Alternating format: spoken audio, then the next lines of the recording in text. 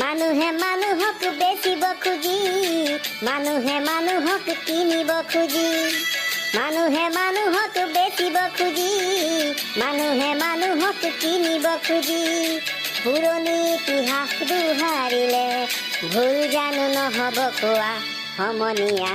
মানুহে মানুহৰ বাবে যদিহে অকণো নাভাবে, অকণি সহানুভূতিৰে ভাবিব কোনে নোকোৱা সমনীয়া। মানুহে মানুহৰ বাবে। বন্ধু বহুত সুন্দৰ গান গাইছ, বিৰাট ভাল লাগিছে। হয় দে বন্ধু, আমাৰ আশে পাশে যিগিলাখন কাণ্ড ঘটি আছে নহয়, এলাখন গান শুনি শুনিয়ে মনটো অকণ ভাল লাগে দ। একদম ঠিক কথা কৈছ শ্ৰীৰাম, তোৰ কথাত মই একদম পূৰ্ণ সমৰ্থন দিছো। তই গৰু পূৰ্ণ সমৰ্থন দিবলৈ তই কি বিধানসভাত বহি আছ বুলি ভাবিছ নেকি? আমাৰ স্কুলৰ যোনটো মজিয়াটো আছে নহয়, এইটো সৰু সুৰা বিধানসভা বুলি তই ভাবিব লাগে, কাৰণ ইয়াৰ পৰাই আমাৰ চিন্তা ধাৰণাবিলাক গঢ় লয়। আৰে বা বেলেগ, তই আজিকালি বৰ বেলেগ ধৰণৰ কথাবিলাক কৱ দেই। ক'বই লাগিব, কাৰণ সময়ৰ লগত চব বস্তু পৰিৱৰ্তন হ'ব লাগে। পৰিৱৰ্তন শব্দটো শুনিবলৈ ভাল, কিন্তু আচলতে বাল। আজি ইমান সোনকালে বাজলা।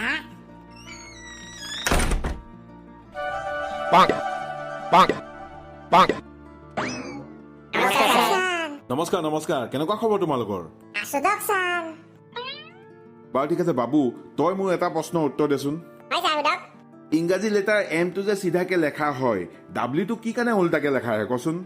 ছাৰ কাৰণ এম এ দি আপুনি মেন লিখিব পাৰে আৰু ডাব্লিউ দি আপুনি উইমেন লিখিব পাৰে, আৰু মেনৰ সদায় অপজিটটো তাৰমানে বিপৰীতটোৱে উইমেন হয়। কাৰণ মেন মানে হ'ল মতা মানুহ আৰু ডাব্লিউ মানে হ'ল মাইকী মানুহ। সেইটো কাৰণে মতা মানুহে যোনটো বস্তু চিন্তা কৰে নহয়, তাৰ সম্পূৰ্ণ উল্টা বস্তুটোৱেই চিন্তা কৰে মাইকী মানুহ। সেইটো কাৰণে মেনটো আপোনাৰ চিধাকে লেখা হয় আৰু ডাব্লিউটো উল্টাকে লেখা হয়।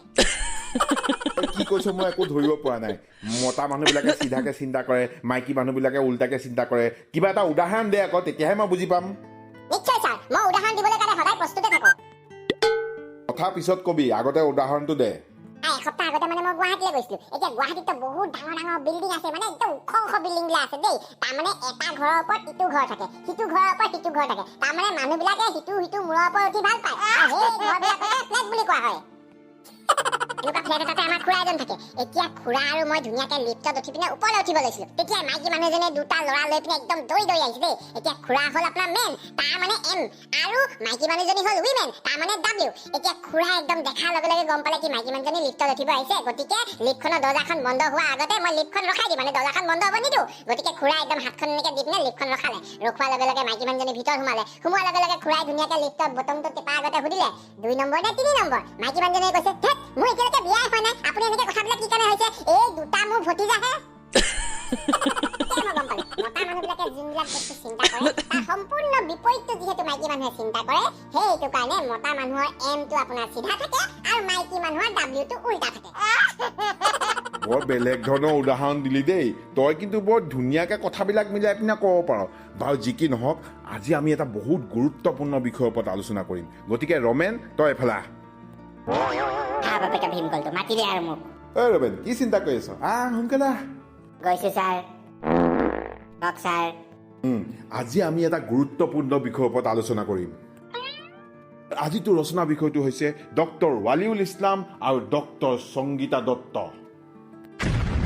হে প্ৰভু, ছাৰে কোন নৰপিকাকেইটাৰ নাম কৈ দিছে অ'। শুনাৰ লগে লগে মোৰ একদম গা হিয়ৰি উঠিছে। ৰমেন, কি চিন্তা কৰি আছ? পাৰিবি ক, চেষ্টাৰ অসাধ্য একো নাই নহয়। নমস্কাৰ বন্ধু বান্ধৱীসকল, মোৰ নাম ৰমেন তামুলী। আজি ছাৰে মোক যোনটো বিষয়ৰ ওপৰত ৰচনা গাই শুনাব দিছে, যোনটো বিষয়ৰ ওপৰত আলোচনা কৰিব দিছে, যোনটো বিষয়ৰ ওপৰত ব্যাখ্যা কৰিব দিছে, সেই বিষয়টোৱে বৰ্তমান অসমত তোলপাৰ লগাই আছে। বিষয়টোৱে কি কাৰণে তোলপাৰ লগাইছে সেই বিষয়ে জানিবলৈ হ'লে চবতছে প্ৰথমতে আপোনালোকে এই ভিডিঅ'টো চাই লওক।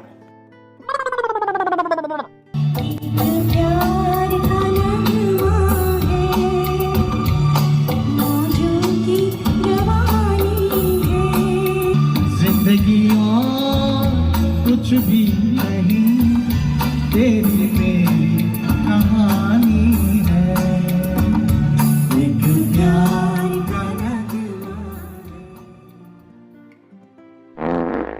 গাইজ এই গানটোৰ নিচিনা জিন্দগী আৰু কুছ ভি নেহি হে তেৰি মেৰি কাহানী হে এইখন পৃথিৱীত বেলেগ একো নাই অকল ডক্টৰ ৱালিউল ইছলাম আৰু সংগীতা দত্তৰ কাহিনীয়ে চলি আছে হয় ৰাইজ অকল তেখেতলোকৰ প্ৰেম কাহিনী তেখেতলোকে সমাজৰ কাৰণে যি যি ভাল কাম কৰিছে সেইবিলাকে নিউজত অকল ওলাই আছে তেখেতলোকেই যে এখন পৃথিৱীৰ সৃষ্টিকৰ্তা তেখেতলোকেই যে এখন পৃথিৱীৰ ভগৱান স্বৰূপ সেইটো তেখেতলোকে প্ৰমাণ কৰি দেখাইছে কি কৰা নাই তেখেতলোক চিকিৎসক হয় চিকিৎসকক ভগৱানৰ স্বৰূপ বুলি কোৱা হয় আৰু সেই স্বৰূপৰ আঁৰত তেখেতলোকে লুকাই পিনে বহুত ভাল ভাল কাম কৰিছে একদম কোটি কোটি টকাৰ সম্পত্তি তেখেতলোকে গঢ়িছে সেইটো কেনেকৈ গঢ়ে আপোনালোকে ভালকৈ জানেই বাৰু তাৰ উপৰিও যোনখিনি ছ'চিয়েল ছাৰ্ভিচ কৰিছে নহয় সেই ছ'চিয়েল ছাৰ্ভিচখিনি দেখি মানুহবিলাক বিৰাট আপ্লুত হৈ গৈছে কিন্তু তেখেতলোকে অকল ছ'চিয়েল ছাৰ্ভিচ নহয় গানো গায় আৰু এই গানবিলাক গাওঁতে এটা গুৰুত্বপূৰ্ণ গান তেখেতলোকে পাহৰি গৈছে আৰু সেই গানটো হৈছে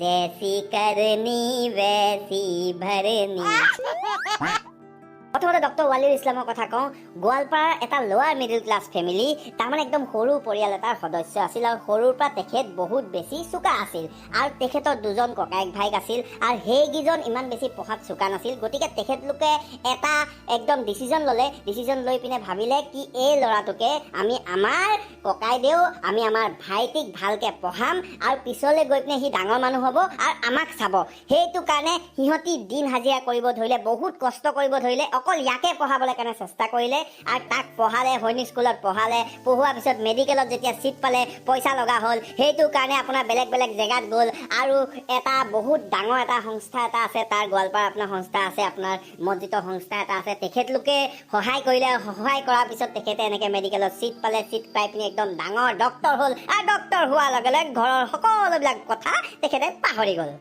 ডক্টৰ হোৱাৰ লগে লগে যিহেতু হাই ক্লাছৰ মানুহ হৈ গ'ল গতিকে নিজৰ পৰিয়ালৰ যোনবিলাক ল' ক্লাছ মানুহ আছে তেখেতলোকৰ পৰা সি দূৰত্ব একদম বজাব ধৰিলে আৰু লাহে একদম দূৰত থাকিব ধৰিলে বিয়া পাতি পিনে প্ৰথম যোনগৰাকী পত্নী আছে তেখেতৰ পৰা এজনী ছোৱালী সন্তানো হ'ল কিন্তু বহুত বেছি নিৰ্যাতন কৰাৰ কাৰণে সহ্য কৰিব নোৱাৰি সেই যোনগৰাকী প্ৰথমগৰাকী পত্নী আছিল তেখেতে তাৰ লগত ডাইভৰ্চ দিলে আৰু দূৰত থাকিব ধৰিলে আৰু সেই সময়তে ডক্টৰ সংগীতা দত্তৰ লগত তেখেতৰ লগত ভাল এটা আন্তৰিকতা আৰু প্ৰেমৰ এটা যোনটো হেৰিটো আছে প্ৰেমৰ যোনটো সম্পৰ্ক আছে সেইটো গঢ় লোৱাৰ লগে লগে ডক্টৰ সংগীতা দত্তই নিজৰ আগৰ যোনটো হাজবেণ্ড আছিল হাজবেণ্ডক বাদ দি দুটাই একেলগে থকা সিদ্ধান্ত ল'লে এনেকুৱা প্ৰেম কাহিনী বহুত বিৰল নতুন বস্তু আদৰিবলৈ কাৰণে পুৰণা সকলো বস্তুৰ লগত সম্পৰ্কটো বিচ্ছেদ কৰিলে আৰু বিচ্ছেদ কৰি পিনে নিজেই সুখে শান্তিৰে থাকিব ধৰিলে অকল ডক্টৰী নহয় বেলেগ কামত কুকৰ্মত তেখেতলোকে লিপ্ত হ'ব ধৰিলে এটা কথা মই ক'ব বিচাৰিছোঁ এই যোনবিলাক সমাজত অসামাজিক কামবিলাক হৈ থাকে নহয়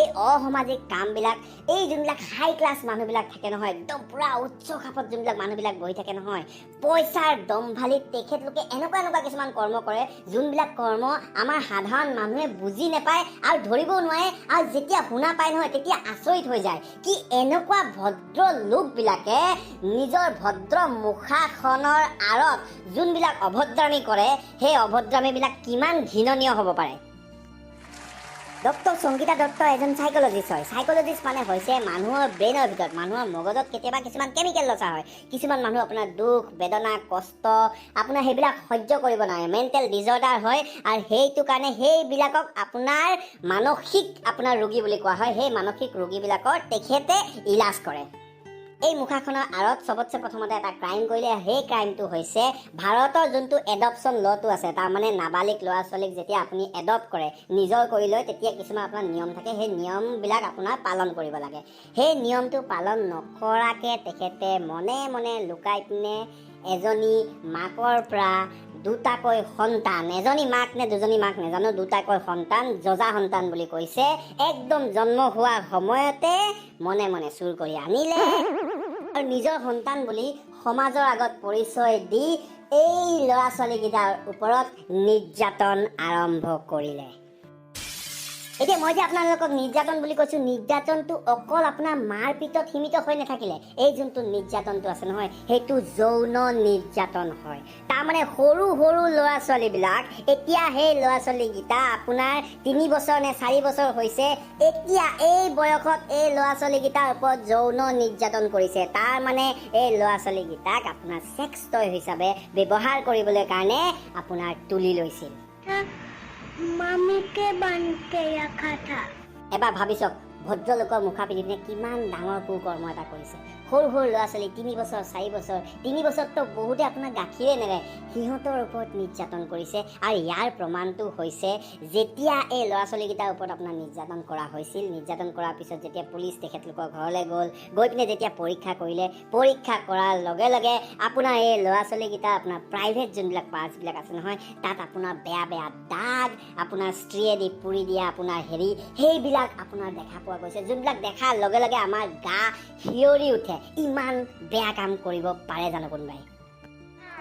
তুমি কেতিয়া আচৰিত হৈছে? মই গম পাইছোঁ, মই নিজে আচৰিত হৈছোঁ। কাৰণ আপোনালোকে নিজে ভাবি চাওক, মাক বাপেকে নিজৰ 3 বছৰীয়া 4 বছৰীয়া ল'ৰা ছোৱালীক এৰি পিনে বিদেশ ভ্ৰমণ কৰিব পাৰে নেকি? বিদেশ ভ্ৰমণ কৰি আহিছে আৰু একদম গানৰ চৰ্চা কৰে, সংগীত চৰ্চা কৰিছে, টিভি শ্ব' কৰে, টিভি শ্ব'ত একদম পূৰা কয় এইবিলাক নিৰ্যাতন কৰাটো বেয়া বস্তু, চাইক'লজিকেল একদম এইটো বহুত মেণ্টেল একদম ডিছঅৰ্ডাৰ হয়, সৰু সৰু ল'ৰা ছোৱালীৰ ওপৰত বহুত বেয়া আপোনাৰ অচৰ হয় বুলি তেখেতলোকে নিজেই কয়। কিন্তু নিজে সেইবিলাক কৰ্ম কৰি থাকে আৰু সেই কৰ্মবিলাক কৰি পিনে যোনটো আপোনাৰ আনন্দটো পায় নহয়, সেই আনন্দটোকে আপোনাৰ ছেডিষ্টিক প্লেজাৰ বুলি কোৱা হয়। আৰু এই মানুহকেইজন হৈছে আপোনাৰ ছেডিষ্টিক প্লেজাৰ লোৱা মানুহ। তাৰমানে বেলেগৰ দুখটো দেখি সিহঁতি ভাল পায়। তাৰমানে কাৰোবাৰ গা আপুনি পুৰি দিলে, পুৰাৰ লগে লগে যোনটো চিঞৰটো পায় নহয়, সেই চিঞৰটো শুনাৰ লগে লগে আপোনাৰ মুখত যেতিয়া হাঁহি এটা ওলাব, মজা লাগিছে আৰু এবাৰ কৰোঁ, এইটো আপোনাৰ ছেডিষ্টিক বিহেভিয়াৰ বুলি কোৱা হয়। আৰু এই ছেডিষ্টিক বিহেভিয়াৰটো এই দুটাৰে আছে। তাৰমানে সমাজৰ এই দুজন ভদ্ৰলোকৰ ভিতৰত এই ছেডিষ্টিক প্লেজাৰটো সোমাই আছে। সিহঁতি নিৰ্যাতন কৰি এই প্লেজাৰটো যিহেতু পায়, ভাল পায়, সেইটো কাৰণে এই সৰু সৰু কণমানি ল'ৰা ছোৱালীকেইটাক পুহি পিনে ৰাখিছে। টিভিত যোনবিলাক ইণ্টাৰভিউ দিয়ে নহয়, এই ইণ্টাৰভিউবিলাক চালে আপোনালোকে গম পাব। তাৰমানে কাপোৰ পিন্ধাই দিয়া মানুহ বেলেগ, গা ধুৱাই দিয়া মানুহ বেলেগ, ভাত বনাই দিয়া মানুহ বেলেগ, চব বস্তুৰ আপোনাৰ মানুহ বেলেগ। নিজে একো কাম নকৰে, অকল বেলেগৰ ওপৰত মানে ধমকি দিয়ে, বেলেগক আপোনাৰ কৰে, সেইবিলাক কৰি পিনে ল'ৰা ছোৱালীক সেনেকৈ পুহিছে। ভাবি চাওকচোন, মাক বাপেকে নিজৰ ল'ৰা ছোৱালীক গা ধুৱাব নোৱাৰে, কাপোৰ পিন্ধাব নোৱাৰে, কেনেকুৱা মাক বাপেক? এই সম্পূৰ্ণ কথাবিলাক তেতিয়া পোহৰত আহিলে যেতিয়া ৱালিছা নামৰ সৰু কণমানি ছোৱালীজনীক, 3 বছৰীয়া ছোৱালীজনীক একদম ছাতৰ ওপৰত গৰমৰ সময়ত ছাতৰ ওপৰত উঠাই পিনে বান্ধি থৈ দিছিল খুঁটা এটাত। আৰু এইটো এসপ্তাহ ধৰি পিনে কণ্টিনিউছ যিহেতু কৰা হৈছে, ওচৰৰ মানুহবিলাকে দেখিলে, তাৰ ভিডিঅ' বনালে, ভিডিঅ' বনাই পিনে চাইল্ড হেল্পলাইনত আপোনাৰ যেতিয়া জনোৱাৰ লগে লগে গোটেই কথাবিলাক আপোনাৰ পোহৰত আহিলে। मम्मी के बन के रखा था। मम्मी का नाम क्या है संगीता, और पापा का नाम वायुषा, वायुईसा। हाँ, और क्या क्या करता है तुम्हारे साथ? वो बन के रखा। किसे बन के रखा था? पापा में, मम्मी में। हाँ, আৰু এই কণমানি ছোৱালীজনীয়ে নিজেই ক'লে কি মা দেউতাই মোৰ ওপৰত নিৰ্যাতন কৰিছে, মোক এনেকৈ শাস্তি দিছে, কাৰণ মই কিবা বেয়া কাম কৰিছোঁ চাগে, সেইটো কাৰণে শাস্তি দিছে। কণমানি ল'ৰা ছোৱালীয়ে কেতিয়াও মিছা কথা নকয়। সৰু ল'ৰা ছোৱালীয়ে কেতিয়াও মিছা কথা ক'ব নোৱাৰে। ডাঙৰ মানুহে মিছা কথা ক'ব পাৰে, কিন্তু সৰু ল'ৰা ছোৱালীয়ে যি দেখে সেইটোহে কয়। সমগ্ৰ দৃশ্যটো পোহৰত অহাৰ লগে লগে অসম আৰক্ষী আৰু চাইল্ড হেল্পলাইনে মিলি এটা অভিযান কৰিলে, আৰু অভিযান কৰি পিনে ডক্টৰ ৱালিউল ইছলামক আটক কৰিলে। আৰু তেতিয়া ডক্টৰ ৱালিউল ইছলামে একদম নিজে স্বীকাৰ কৰিলে কি আমি এই কণ কণ ল'ৰা ছোৱালীকেইটাৰ ওপৰত যৌন নিৰ্যাতন কৰিছিলোঁ। আৰু এই যেতিয়া তেখেতক এৰেষ্ট কৰা হ'ল, ডক্টৰ সংগীতা দত্ত মনে মনে পলাই পিনে এনেকুৱা এটা জেগাত লুকালে, যোনটো জেগাত আপোনাৰ গাড়ী যাব নোৱাৰে। মানে মানুহ একদম পাহাৰৰ ওপৰত উঠি যাব লাগিব, তেতিয়াহে তেখেতক ধৰিব পাৰিব, নহ'লে ধৰিব নোৱাৰে। মনে মনে আত্মগোপন কৰি পিনে ফেচবুক পোষ্ট এটা দি পিনে ক'লে আমাৰ ওপৰত একদম পূৰা কৰা হৈছে, কোনোবাই ষড়যন্ত্ৰ কৰিছে, সেনেকৈ কৈছে। আৰে যদি তোমালোকৰ ওপৰত ষড়যন্ত্ৰ কৰিছে, তুমি পলাই কি কাৰণে গৈছা? যদি তুমি সত্যত আছা, তুমি পলাই কি কাৰণে গৈছা? তোমালোকে নিৰ্যাতন কৰিছা, সেইটো কাৰণে পলাইছা। অকল এটা কথাই ক'ম, গৰমৰ দিন চলি আছে, আমি বাহিৰত ওলাবলৈ কাৰণে ভয় খাওঁ। ইমান বেছিকৈ ৰ'দ পৰিছে নহয়, আমি ভয় খাওঁ, ইমান ৰ'দত ওলাব নোৱাৰোঁ দেই, একদম কিবা অৱস্থা হৈ যাব। ভাবি চাওক, ঘৰৰ ভিতৰত আমি সোমাই থাকি একদম ফেনখন লগাই পিনে থাকিব নোৱাৰোঁ, এনেকুৱা গৰম পৰিছে। এই গৰমৰ ছিজনত, এই গৰমৰ যোনটো সময়টো আছে, এই সময়টোত সৰু 3 বছৰীয়া ছোৱালী এজনীক যেতিয়া ছাতৰ ওপৰত বান্ধি পিনে থৈ দিয়ে, কেনেকুৱা হ'ব ভাবি চাওকচোন। সেই ছোৱালীজনীৰ মূৰৰ পৰা তেজ ওলাই গৈছিল, ইমান বেছিকৈ নিৰ্যাতন কৰা হৈছে। গতিকে যি কৰ্ম কৰিব সেই কৰ্মৰ ফল আপুনি ইয়াতে পাই যাব। এইটো একদম সত্য কথা। যোনখিনি কৰ্ম সিহঁতি কুকৰ্ম কৰিছিল তাৰ ফলটো পাইছে। আৰু মই অকল এটা কথাই ভাবিছোঁ, এটা কথাই মই একদম মনৰ ভিতৰত ৰাখিছোঁ আৰু মই আহ্বান জনাইছোঁ কি এই যোনকেইটা নৰপিশাচকেইটা আছে, যোনকেইটা নিৰ্যাতন কৰিছে, কণ ল'ৰা ছোৱালীৰ ওপৰত নিৰ্যাতন কৰিছে, সিহঁতি উচিত শাস্তি পাব লাগে। সিহঁতৰ ডক্টৰৰ যোনটো ডিগ্ৰীটো আছে ন, সেই ডিগ্ৰীটো আপোনাৰ কৰ্তন কৰি দিব লাগে। কাৰণ এনেকুৱা মানুহবিলাক ডক্টৰ হোৱা আপোনাৰ উপযুক্ত নহয়। কাৰণ সিহঁতি নিজেই, যোনজনী চাইক'লজিষ্ট হয় তাই নিজেই চাইক'লজি পেচেণ্টে হয়, তাইক আপোনাৰ ডক্টৰ বনাই লাভ নাই। আৰু যোনটো নিৰ্যাতন কৰিছে, চেডিষ্টিক প্লেজাৰ লৈছে, সেইটো ডক্টৰ হোৱা কোনো কাৰণ নাই। সিহঁতক সমাজৰ পৰা বহিষ্কাৰ কৰিব লাগে আৰু উচিত শাস্তি দিব লাগে। ইমানখিনি কথা কৈ আৰু নিতত মহাগুৰুৰ নাম লৈ আজি মোৰ যোনটো আলোচনা আছে ইয়াতে সামৰণি মাৰিছোঁ। আশা কৰিছোঁ আপোনালোকে আমাৰ ভিডিঅ'টো চাই ভাল পাইছে। যদি ভাল পাইছে তেতিয়াহ'লে লাইক এটা মাৰি দিব আৰু চেনেলটো ছাবস্ক্ৰাইব কৰিবৰ কাৰণে নাপাহৰিব। আওৱা হৰি আওৱা ৰাম।